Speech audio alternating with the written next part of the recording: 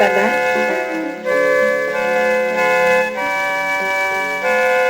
tenin'Andriamanitra fiainana ho an'ny olona rehetra.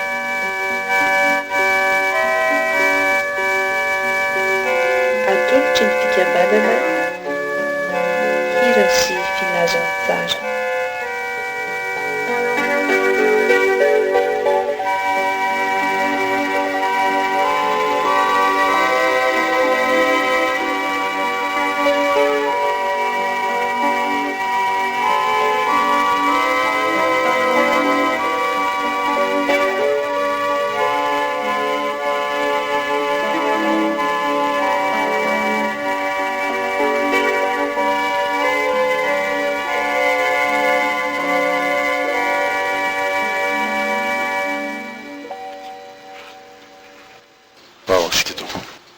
Maniraka ny fanahy masina tokoa ianao vavolombelona anambara fainao Jesosy Kristy olay vosotr'Andriamanitra ho tompo sy mpamonjy izao tontolo zao, ary misaotra anao fa nanaiky tanteraka ny zakany sy andavany ianao na hatramin'ny fandatsahana ny ainao azy, fa ny ranao latsaka ao anay tokoa no antoka amin'ny avotro anay dia ny famelana ny heloko ay rehetra ary ny fahavitan'ny famitranana fihavanana indray amin'Andriamanitra zay mpahary anay ary tompo indrindra.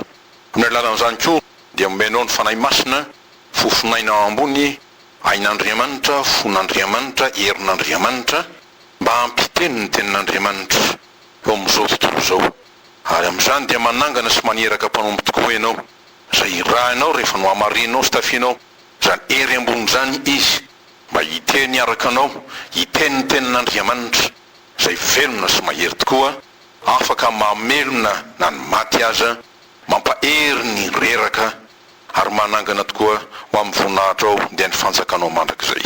Misaotra anao tompo amin'ny afatra zay efa nampitondrainao ary mbola tianao anterina sy ahorina koa dia mitenena fa miaino anao zahay ary vonina ny hianatra aminao ry Jesosy tompo sady mpampianatra tsara indrindra ho amin'ny anaran'i Jesosy. Amen. Miarabantsika mpanombon'Andriamanitra rehetra zay miatrika ny lohateny lehibe dia amin'ny hoe ny tompo raha tonga tety, ary raha mbola naniraka koa ny fanahy masina, ary mbola maniraka dia satria te honina eto amintsika izy, Emmanuel Andriamanitra amintsika izy, ary amin'ny mahatompo azy dia maneho ny fahefany tsy ny anjaka zakana fa ny amonjena ny hanavotana. Horaisika ny tenin'Andriamanitra. Ny epistely soatan'i Paoly ho an'ny Timoty faharoa toko fahefatra ny andininy voalohany ka hatramin'ny fahadimy.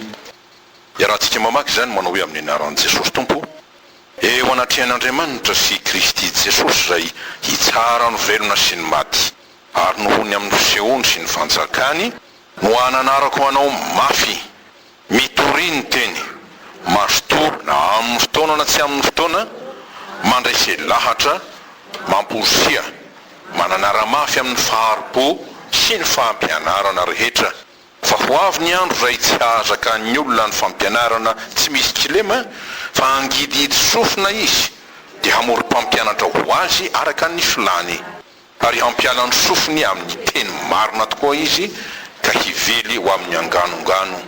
Fa ianao kosa mahonona tena amin'ny zavatra rehetra, miareta fahoriana, ataovy ny asan'ny evanjelista, tanterao ny fanombonao. Amen. Amin'ny teny hafa izy dia ny hoe mba tsy hanatsiny ianao amin'ny andro hiavian'i Jesosy.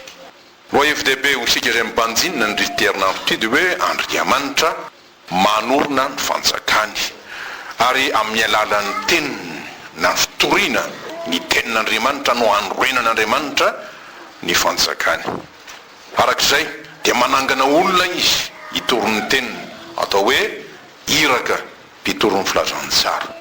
Fa ny fitoriana ny tenin'Andriamanitra na ny fitoriana ny filazantsara, io na amin'ny alalan'izany no ananganan'Andriamanitra ty fanjakany ty, da satria velona sy mahery ny tenin'Andriamanitra dia ny fanjakan'ny fahavelomana sy ny faherezana ao amin'Andriamanitra zany no atsangany, sy ny fahalovana sy ny fahafatesana sanatria na ny aizina, fa ny fanjakan'ny fiainana ary ny fiainana no fahazavanaina tokoa izy zay mandresy ny aiziny sy fahalalana an'Andriamanitra indrindrindrindra. fa izay no mahatonga fahafatesana ao amin'ny olona tafasaraka amin'Andriamanitra ary indrindra tsy mahalala izay tena hoe hevitra sy ny fikasan'Andriamanitra hamonjy azy. Goly no nifatotry ny fahotana sy ny fahazaram-piainana amin'ny fahotana. Goly rahateo no ny fiasan'ny devoly.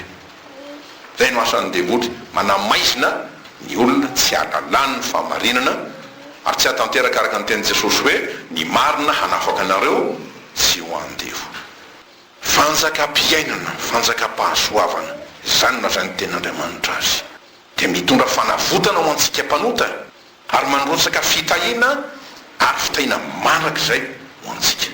Ka izany no asan'ny tenin'Andriamanitra izay toriana.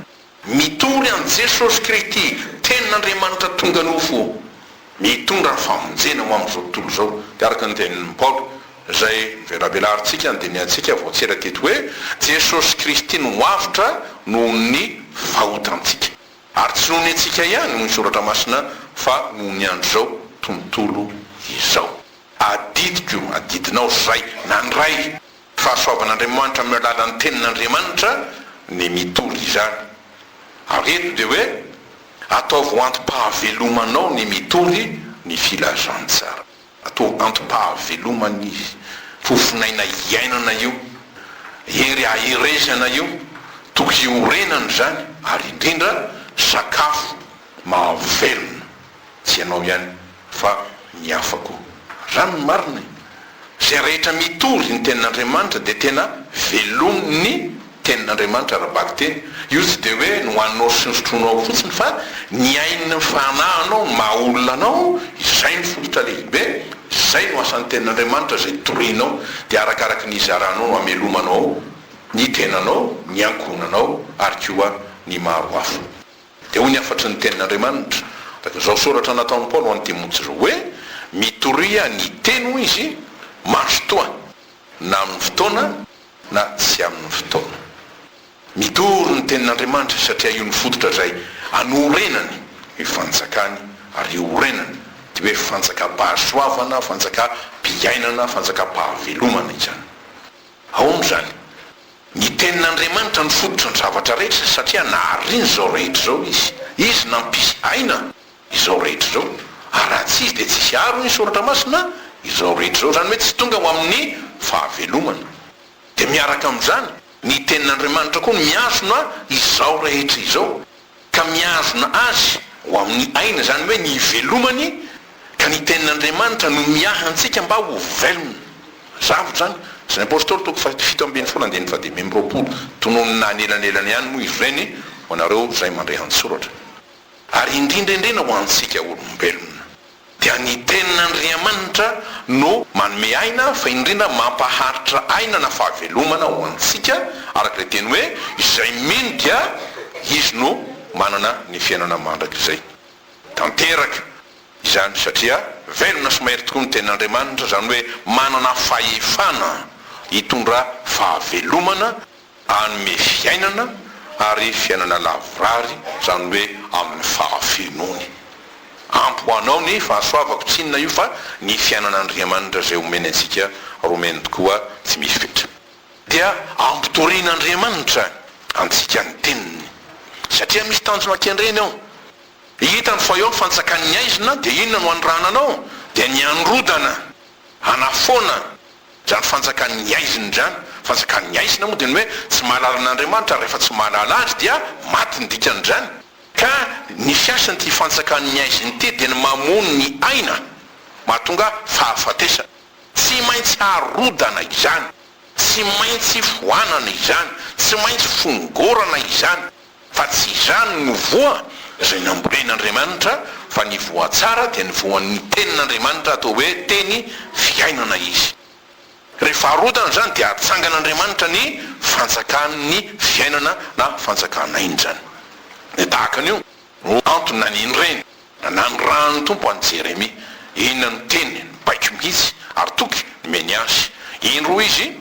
Efa nataoko ao ambavanao ny teniko. Ary ino ro afo manindry anao zao andro an'izao anapahefana amin'ny firenena sy ny fanjakana, hanongotra sy anjera sy andrava sy androdana. Ary rehefa aveo dia hoe hanorona sy amboly. Jeremia toko voalohany dia efa sivy folo moa zany. Ka inona ny hoe ongotana sy azera sy savana sy arodana dia tsy inona fa ny fanjakan'ny fahafatesana. Ny fanjakan'ny aizina mahatonga fahafatesana. Dia ao anatin'io ny hoe fanjakan'ny tsy fahamarinana. Raha tonona mazava izy raha ferina ny hoe fanjakan'ny devoly sy ny fahotana izany. Izay rehetra manohitra ny fahalalànan'Andriamanitra sy ny sitrapon'Andriamanitra ary misakana raha teo ny olona tsy handray ny fanjakam-pahavelomana avy amin'Andriamanitra. Eo akaikin'izany inona no ahorona sy ambolena dia mazava fa ny fanjakan'Andriamanitra azona aina andraisana voninahitra satria fanamarinana antsika izany dia fananganana antsika izany ho zanaky ny fanjakan'Andriamanitra handovan'Andriamanitra aropiray lova amin'ny Jesosy Kristy tompontsika. Ny tenin'Andriamanitra no mahatanteraka zany asa rehetra zany. Isika hoe miasa ny tenin'Andriamanitra arak'izay handrodana ny tsy fahamarinana rehetra ary dia manangana ny fahamarinan'Andriamanitra hahatonga famonjena sy fahavelomana ao antsika.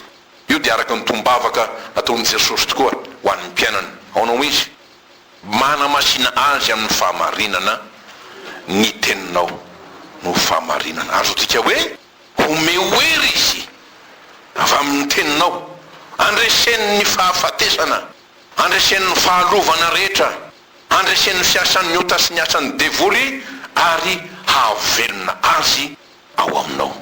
Dia hoanao Paoly apôstôly fa tsy avy amin'ny nofo ny fiadin'ny tafika ao izy fa mahery amin'Andriamanitra zay andrava fiarovana mafy zay sakana rehetra zany, fa mandrava ny fisainana sy ny zavatra avo rehetra zay atsangana hanohitra ny fahalalana n'Andriamanitra zay ka mamaby ny hevitra rehetra hanaiky amin'ny Kristy.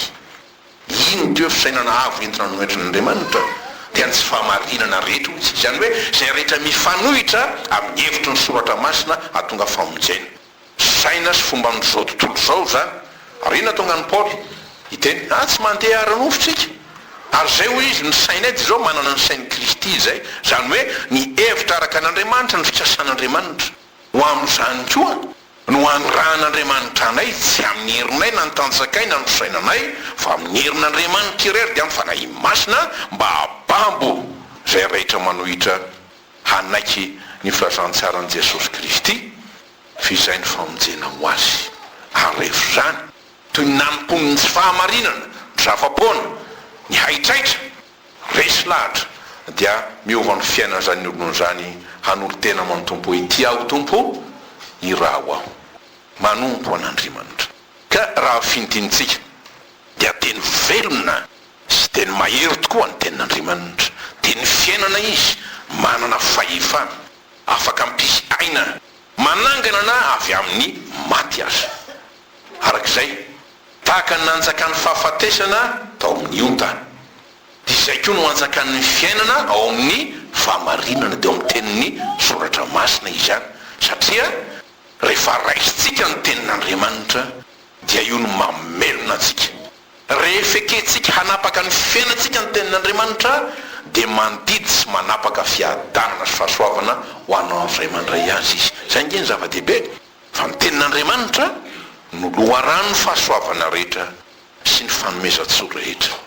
Jakoba toko voalohany 7:7 zany. Zany no atao hoe fanjakam-pahasoavana zay tian'ny tompo ahorona ho antsika riato amintsika ary efa hatramin'ny voalohany dia izay ny fitendren'Andriamanitra ho henika ny fahasoavan'Andriamanitra amin'ny fahalalany an'Andriamanitra.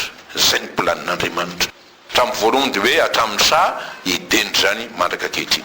Arak'izay fantaro ny herin'ny tenin'Andriamanitra maty hoe zavy ianao mbola tonga eto dia mba nisy tao faharesena lahatra tao am-po tao fa velona sy mahery ary marina indrindra ny tenin'Andriamanitra ka tokony raisina amin'ny fankasitrahana rehetra. Ahoana moa ny toriko tokoa na izarako ny tenin'Andriamanitra ry zary mbola tsy resy lahatra tsia zay ananantsika zay anananao zay no azotsika zaraina. Fantaro ny herin'ny tenin'Andriamanitra satria io no fitaovana, io ny fiadiana zay omen'Andriamanitra azy ianao hanorenana ny fanjakam-pahasoavany. mikasika ny ty hoe herin'ny tenin'Andriamanitra dia aka ohatra vitsivitsitsika mikasika an' Jesosy namaky ny rafozam-bavin'ny Petera izy taorinany io rehefa sitrana rafozam-bavin'ny Petera satria tratry ny tazo mahery izy dia nentina teo aminy reo olona marary ampanara azo lazaina ka tamin'ny teniny ihany no namoahany ny fanahy ratsy. Asan'ny tompo zany maneho ny heriny. De toy ty lehilahy koa zay nitarao taminy mety va ianao hanadio anafaka marary oditra eo tsarotsika na hoe boky zany de aonao hoe Jesosy ny teny hoe mety aho madiovy ianao inona ny vokany nadio niaraka tamin'izay tenin'Andriamanitra ary indrindrindrina le nananganany tompo an Lazarosy tamin'ny maty efa efarana efatrandro efa maimbona ny faty azy anaty fasana de mbola nisy zoro teo Jesosy de niteny ny anso tamin'ny feo mahery hoe ry Lazarosy hoay aminao mivoa. Inona ny vokany? Nivoaka ny maty niaraka tamin'ny fehipaty ny tanany sy ny tongony.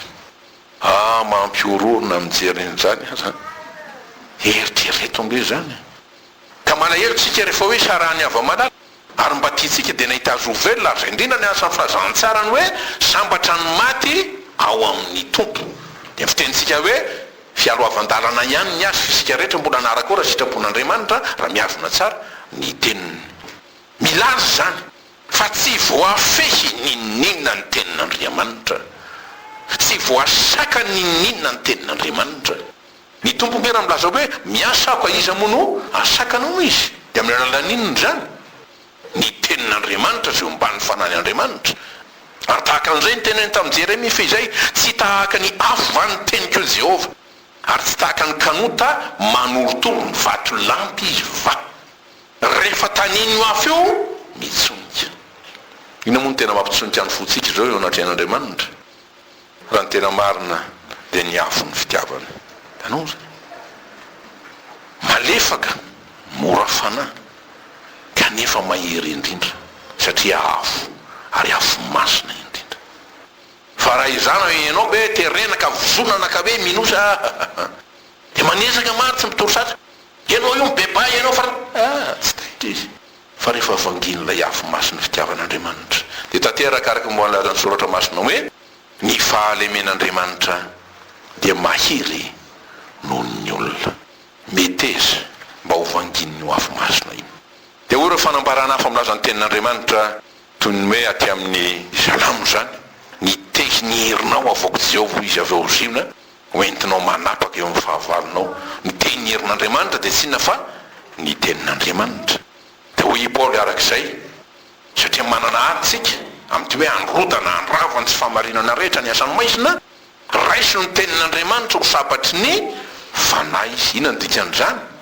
Ny sabatra moa dia fiadiana raisay satria misy zavatra rotany zay fa sabatry ny fanahy de ny hoe iny tokoa no iasan'ny fanahy masina Andriamanitra ka niza manatena hoe ho feno fanahy izy na hiteny araka ny fanahy na iasa amin'ny fanahy na sy ny tahak'izay raiso ny tenin'Andriamanitra mazava izany. Any amin'ny Apokalipsy any amin'ny toko faharoa andiny feno amby roapolo sy fito amby roapolo dia lazainy mazava hoe rehefa naharitra ny amin'ny tenin'Andriamanitra ianao de omeny tompo fahefana de hoy izy hoe ary zay mandresika mitandrina ny asako hatramin'ny farany hoy izy de homeko fahefana amin'ny jentilisa ary andry azy amin'ny tehimby izy tehimby ny filazany azy ka hanorotoro azy toy ny fanorotoro vilany tany de araka izay efa noraisiko tamin'ny raiko ka ndikan'io tsy toa melively olona tsy de zay fa androdana tokoa ny fahamarinana rehetra mba hitarika ny olona ho fahamarinana na ampiposaka ny fahamarinan'Andriamanitra dia ny tenin'Andriamanitra na ny hevitry ny soratra masina. De ho ny pistily ho an'ny Hebreo manohitra ny tenin'Andriamanitra ho ariny ninona izy tompoko maranitra tsy hoe toy ny kory fa noho ny sambatra roa lela mihoatra lavitra zany no sabatra roa lela. Sabatra roa lela zany dia andany sy ankilany ka na amin'ny akavina amin'ny akavanana tsy izay tsy tratrany manindrona hatramin'ny fampisarana ny aina sy ny fanahy ary ny tonona sy ny tsoka de mahay mamantatra ny eritreritra sy ny fisainan'ny fo ary tsy misy ho izy zavatra ary noarina na inona zay tsy miseho eo anatrehany fa ny zavatra rehetra dia mianjaanja sy ariary eo mason'izay iafarany ataontsika ina ndikan'izany eo lay efa tanterany teny hoe fa tsy misy takona zay tsy ho hita ary miafina zay tsy aseho ary tsy vitan'izany ty hoe antony fanehoanyity fa milaza mihitsy iny hoe ny tenin'Andriamanitra famarinan'Andriamanitra no mitsara izao rehetra izao ary rehefa mitsara izy dia sarotra ny mandahazy satria marina indrindra izy tsy misy mahatohitra ny fiasan'ity tenin'Andriamanitra ty ampiariary ny fahamarinana ary ino no ampiariary indrindrandrindra dia ny hevitritsika olombelona ny hevitry ny fon'ny olona ho izy eo anatrehan'Andriamanitra ary miaraka amin'izay dia ariariny koa ny zava-poana sy tsinitsinina zay ataon'ny Andriamanitra aza indraindray dia ny fanontolo-tsampy ny firehana maro samihafa ny haitraitra-piainana ny volana tsy ny sisa sy ny sisa ka itetenaina ny ten'Andriamanitra milalan'ny jaon'apôstôly tokoa hoe mandalo ny volana zao rehetra zao izy fa zay manao ny sitrapon'Andriamanitra izy no maharitra mandrak'izay fitsarana fanavana nge ny dikan'izany fa tsy hoe fanamelona avetrana mba zoko mandinika ary misafidy ka raha fitinina dia ny tenin'Andriamanitra tokoa no tomponantoka amin'izao zavatra ary rehetra izao na ariny zao rehetra zao izy dia izy ihany koa no hiafarany zao rehetra zao izy ny aviny zany dia izy no hiafarany satria izy no miazona koa izao rehetra zao ny tompo miazona zao rehetra zao amin'ny herin'ny teniny ka eritrereto arak'izay tsy resaka filozofia izy ty fisaintsainana fotsiny mba eritrereto hoe raha tsisy ny tenin'Andriamanitra teto ventsika hainy mampisy ary any koa ny manafoana azy zao misy oatra azy fa tia ny mampisy satria ty izy ary ty dia mami aina ary rehefa naharo zao rehetra zao dia onao ny filazany azy raha nijery nataon'izy na ny asan'ny tany ditany fa tsara indrindra merveilleux ny filaza azy tsisy pentina tsisy mahafinaritra indrindra ny dikan'izany mate iaina mate ivelona fa tsy tahaka ny hoe ny fiainanao anatin'ny ota sy ny aizina hafa ny aza rehefa zany raha nandray ny fahatsaranyty tenitenao nanandrana ny fahasoavany mitory ny teny ary mitory amin'ny fotoana na tsy amin'ny fotoana ahoana ny hevitry teny io inona ny votoatiny teny Paoly ty hoe mitory ny teny mazotoana amin'ny fotoana na tsy amin'ny fotoana zao no azo ilazana azy ataovo antony havelomanao ny fitoriana ny tenin'Andriamanitra ataovo antony havelomanao ny fitoriana ny tenin'Andriamanitra dia ataovo zany dia ho velona ianao ary afaka hamelona ny hafa maro koa anterina zany ny marina ty zao arakaraka ny zaranao ny tenin'Andriamanitra no andraisanao fitahina avy aminy koa ahoana moa voasoratra amin'ny tenin'Andriamanitra izay mamafy be dia be no ho tsinjainy izay mamafy kely dia kely ny tsinjainy dia trisitsika ihany ary zay tsy mba mamafy mihitsy toka tsy anatena azo na inona lalany zavatra zay petrak'Andriamanitra tsy azo fikidivirana zany fa Andriamanitra mamaly ny olona araka ny asany avy ary dia marina izany Paoly moa any amin'ny Korintiana na ny faharotoko fahasivy milazany hoe fa zay manondraka be hoy izy dia ho tondrahana be izy ary dia miaraka amin'izany hoe araroty ny andro azo anao vantsoa ary maharetany amin'izany satria fantatrareo fa tsy foana tsy akory ny fikelezanareo ainy amin'ny tompo ka iny tsy dia ny hoe andehanankarena be lozana ihany reny fa ny tena harena dia ny haren'ny fiainana na ny harem-panahy eo amin'Andriamanitra harem-pahasoavana ngeza be zay omeny ny tompo dia ny fanjaka amin'ny mpiainany fanjaka amin'ny pahasoavany hitoetra ao aminao ary ianao hitoetra mandrak'izay eo aminy zay ny tanjona eny tompo rehefa zay dia omeny anao hoe ny zavatra sisa rehetra omeny ianao zany ny sarobidi indrindra amin'Andriamanitra dia ny zanany aza efa nomeny ho azy ho anao hatramin'ny ranolatsaka ko mainka tsy ho omeny antsika maimaim-poana koa ny zavatra rehetra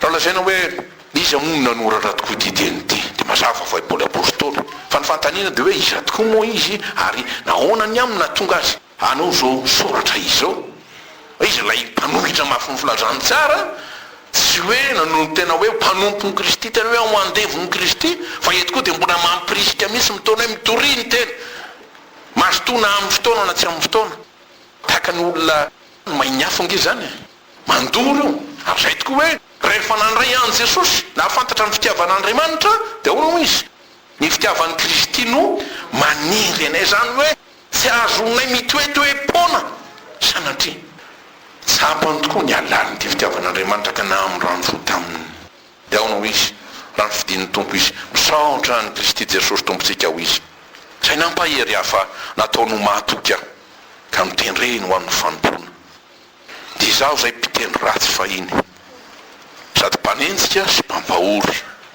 kanefa nahazo famindram-po aho satria tamin'ny tsy fahalalana nanaovako izany no ny tsy finoana zay neny Paoly tsy hoe nanompo sampy izy arabaky teny kanefa toy izany ihany satria ny sampy nge dia zay rehetra atakalo an'Andriamanitra ary anakanana tsy afantatra azy dia resy lahatra izy eto fa ianao koa raha tanatin'izany dia afaka hiteny misaotra ny Jesosy Kristy zay mbola niantso aho dia nanindry aho ho mpanompo mahatoky dia zay efa nioka tamin'ny sampy tamin'ny razona tamin'ny fanahy maro samihafa tamin'ny fieremana ny vola sy ny sisa fa ankehitriny dia nahazo famindram-po satria hoy izy hoe Andriamanitra ninitsy ny jery ny andro ny tsy fahalalana fa mandidiny olona rehetra kosa hiverina amin'ny hafantatra azy dia hoy Paoly mahatoky ka tokony ekena amin'ny fankasitrahana rehetra zao teny zao tonga tety ambonin'ny tany Kristy Jesosy hamonjy ny mpanota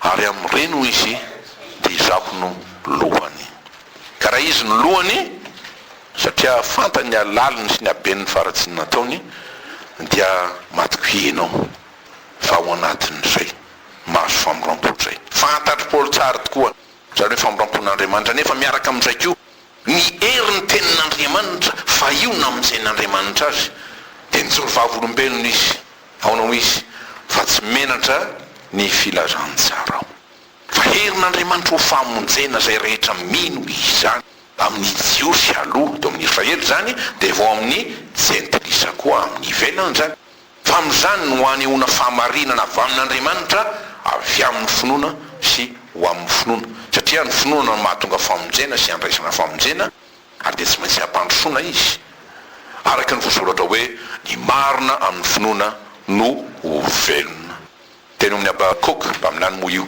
toko faharoa andiny faefatra raisin'ny Paoly ety amin'ny Romanina toko voalohany andiny faina ambin'ny folo sy fito ambin'ny folo miaraka amin'izany Paoly apôstôly dia nahatsiaro tokoa fa rehefa nampihavan'Andriamanitra tamin'ny rahan'i Kristy izy dia lasa mifanindrotra aina amin'Andriamanitra daonao izy tsy izaho mihitsy no velona fa Kristy no velona ato anatiko ary rehefa zay dia hoe Kristy no antony avelomako zany hoe raha tsy eo Jesosy ary za tsy eo aminy foana ny fiainako tsy misy dikany ary zany nge mahatonga antsika olon'Andriamanitra na mpanompon'Andriamanitra tsy mahazo aina rehefa tsy eo aminao Jesosy mangasy azy tahakany hoe ony tsy misy mpia tahakany hoe mpianatra tsisy mpampianatra zany tahakany hoe olona ihany mino ihany nefa tsy misy Andriamanitra zay tompony miay azy Kristy no velona ato anatiko izy no antony avelomako zany ny olona rehefa niaona tamin'i Jesosy dia nanaiky an Jesosy ho tompony sy mpamonjiny resy lahatra fa sarobidy indrindra hinana votan'Andriamanitra azy ary tsy misy faharo dia nanjary miray antoka amin'izy nanjary mifaningitra aina amin'ny tompony izy kanefa tsy vitany hoe mifaningitra aina fotsiny izy fa manjary miray antoka ao amin'ny asany koa ary io natonga ny Paoly ilaza aty amin'ny Korintianina voalohany toko fahatelo andiny fahasivy hoe mpiara-miasa amin'Andriamanitra izay hoy izy na tsiaro manana didy satria teren'ny fitiavan'Andriamanitra mpamonjy ka zay fitiavan'Andriamanitra zay nanery n'Andriamanitra zay raha loatsaina ka nanrano zanany io koa no manery azy dia tahaka ny mpanao salamo e na tsiaro ny famindram-pon'Andriamanitra na tsiaro fantondran'Andriamanitra fahasoavana dia hoe andray foana ave aonao izy inona no avaliko an Jehova no ny soa rehetra nataony tamiko nampanota azy aho fa Andriamanitra koa nge mamitady fitimy famaly tiavan Jehova Andriamanitra ao amin'ny fonao rehetra amin'ny sainao rehetra amin'ny fananao rehetra amin'ny herinao rehetra amin'izay anananao rehetra asehoy ny fitiavanao azy tenony zaminy hoe nandray be satria nandray mivantana tamin'Andriamanitra Paoly fantatsika tsara zany nisehony mivantana izy niaraka tamin'izay ozy izy dia zao namrana fo ka tsy nakany Jerosalema ao amin'ny roa apôstôly efa zoky ndakandry Petera sy ny namany zany fa nomena ary nomena be Paul nakarina tany amin'ny lanitra fahatelo zany. Zay ny amin'ny Korintianina zay rehefa zay nomena ny fanambarana maro dia ny teny hoe anana ny Grika sy ny firenena hafa rehetra ny endry sy ny tsy endry trosa ao. Romanina toko voalohany 9:7-10. Inona ny trosany? Nangalatra nga Paul. Sa nanao fanekena izy dia tsy niazo noho izany. Sa sampiboly izy dia tsy namerina ny volany olona. Sanatria izany. Tsy any. Nahazo tokoa ny filazany tsara velon'Andriamanitra amin'ny fahavenoana izy. Dia natsiaro trosa hoe manana trosa izara izany. Fa lozako ho izy raha tsy mitory ny filazany tsara. Satria fanonteny ny tompo efa nahazo mamaim-pona ianareo dia manomeza mamaim-pona. Raha ho aminao ny fitiavana an' Jesosy, tsy avelan'izany itoetem-pona izasy ianao. Fa tsy maintsy manontany tena hoe tompoko, inona no ataoko? Inona no anoranao aho? Inona no mbola ilanao aho? Intio aho iramo aho. Ny ilan'i Jesosy asy ianao amin'ity andro ity dia hoe mitoria. Inona ny hevitra zany? Ambarao ny teny, lazao mba ho fantatra izy, ho fantatra ny fitiavan'Andriamanitra, mitady ny mpanota mba ho voavonjy ary vonona ny hamonjy izy. Ka dia rehefa zany ampahafantaro Jesosy, azon'ny olona miantso azy, zay rehetra miantso ianaran'ny tompo no vonjena. Dia ahoana hoe Paul, da ataony ahoana ary ny fiantso izy zay tsy ninony, ary ataony ahoana ny findro zay olona tsy reny, satria tsy fantany kory ary tsy nampahafantarina azy. Ataony ahoana ny fandrera tsy misy ny mpitory ny tenin'Andriamanitra. Romanina 10:7-10. Mitoria. Fa raha izasy ianao zay nomeny tompo ny teniny no manakatom-bava mangina. Iza intsony ary ahoana intsony ho andrenesany maty ny feon'Andriamanitra. Tsy mahagaga ngery havako. Fa marina ny tenin'ny soratra masina amin'ny Salamo. Mitabataba ho izy ny jentrisy ary mitena noano ny firenena. Satria tsy mahare ny tena feon'Andriamanitra mahavelona azy izy. Ary rehefa tsy mahare io feon'Andriamanitra ny olona dia ina mianjady eo amin'ny fony? Tahotra, ororo, fampiandanina, fiantsinady. Tsy misy fiadanana zany. Dia azo lazaina hoe miaina kanefa mivelony ratsy zany. Marary tahaka ny tany. Marary ny tany tokoa rehefa tsy eo ny feon'Andriamanitra. Ary tsy reny feon'Andriamanitra satria mikombombava tokoa ny olon'Andriamanitra maro. Dia hoy ny tompo, moa tsy misy balsama vahany Gileada hoy izy, moa tsy misy dokotera vahany. Ka ho nahoana ny tsy tanteraka ny fanasitranana ny oloko zanaka vavy. Jeremia 9:20 2:20. Irahina ho any anefitra ianao, tsy sanatria ny angina, sanatria zany. Fa anao tahaka ny Jaona mpanao batisa. Raha nantanin'olo izy moa ianao, dia anao izy. Izaho dia feony miantso mafy any anefitra. Amboary ny lalan'i Jehovah raha ataovy mahitsy ny lalaka-leny. Manambara f'Andriamanitra tonga ary hamangy ny olona zava-dehibe zany. Ary amin'izany dia mamey toko tokoa Jesosy. Zay rehetra ny rahin'Andriamanitra dia anteriny hatrany hatrany ny toky nomeny. Ary Jeremia na Isaia hoe ino rehefa nataoko ambavanao ny teniko. Ny dikany zany dia hoe ka tenino izy. Fa zay hoe mandray zato zany.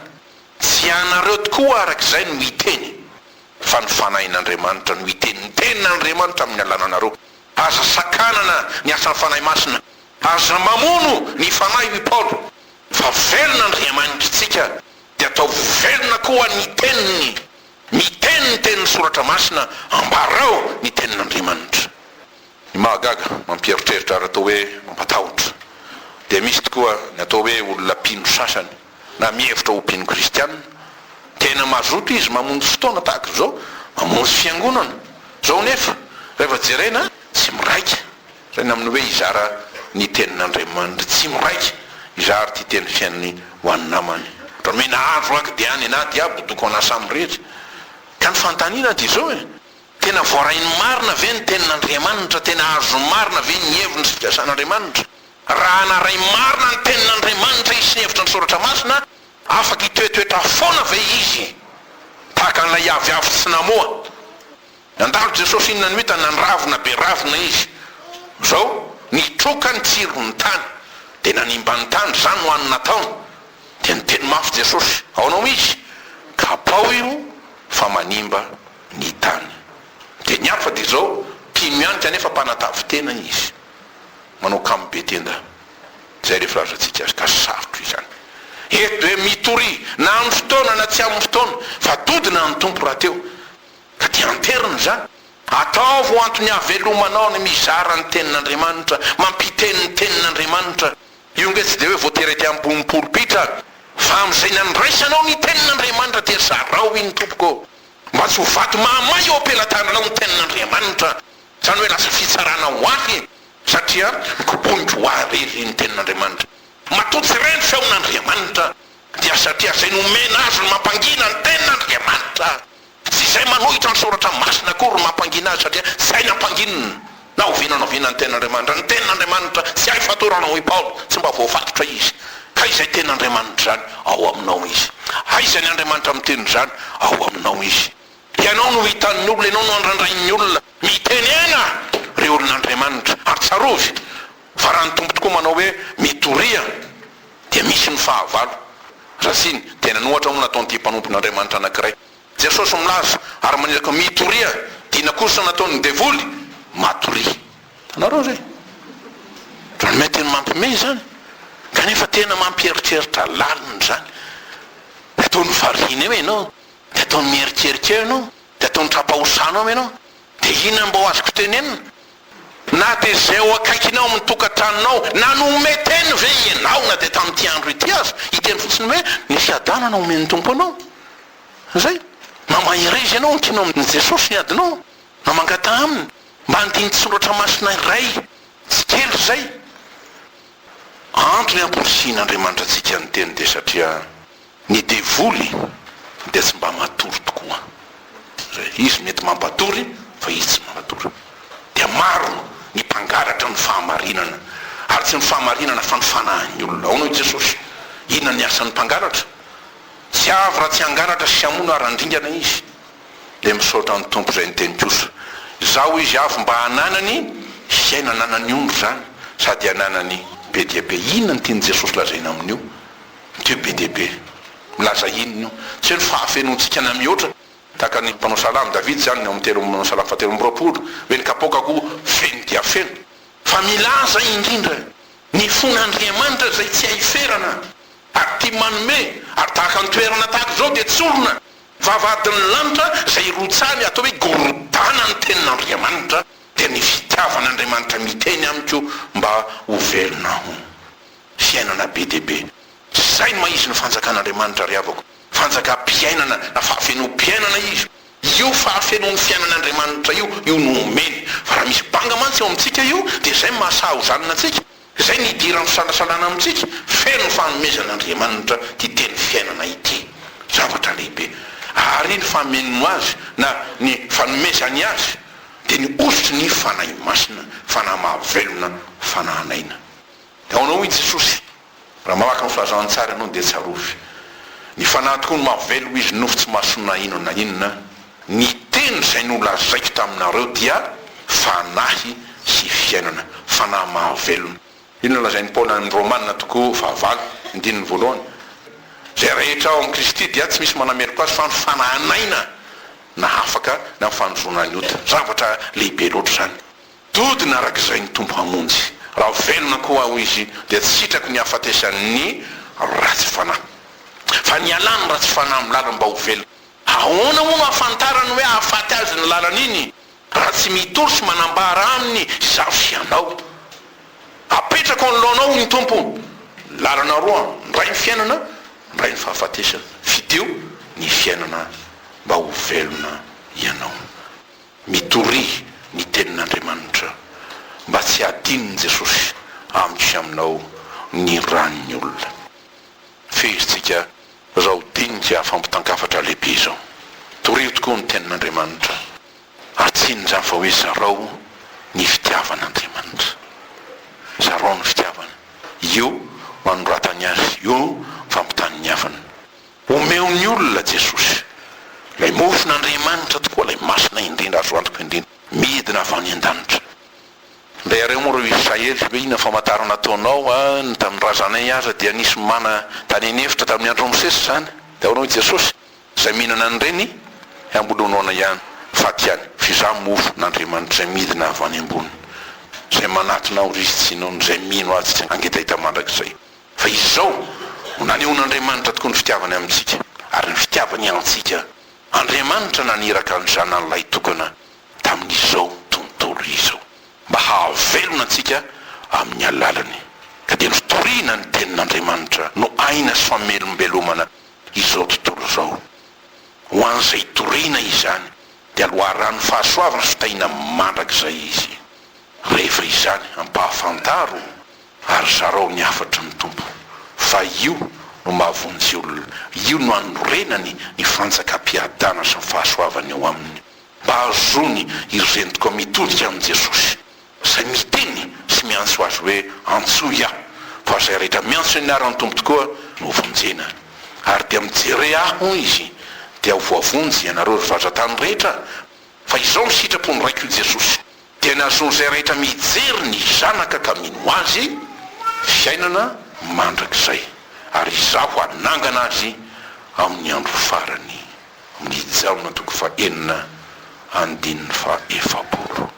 ho voninahitr'Andriamanitra indrindra ary ho azy irery ihany ivavaka isika tsara indrindra tokoa ny teninao teny velona mamelombelona ny ainay ny finoanay misindra ny tahotra ny aya miaisitra ny asan'ny maizina rehetra satria ilay masin'Andriamanitra no mijoro eto fonay dia mamangy ny fonay tsirairay avy zay tafavory eto amin'ity toerana tenao Jesosy mba ho teny tonga anao vao hiasa manan-kery hanadio ny fonay hanavao ny fonay hanorotoro ny fovatonay mba ho tonga fonofo izy ary ny fanahinao ny teninao zay velona teny fiainana mataonao mitoetra ao manapaka ao mandidy hoe ho velona ianao satria velonao ho voninahitro Andriamanitra amin'ny anaran'i Jesosy hatram'izao mandrakizay amen.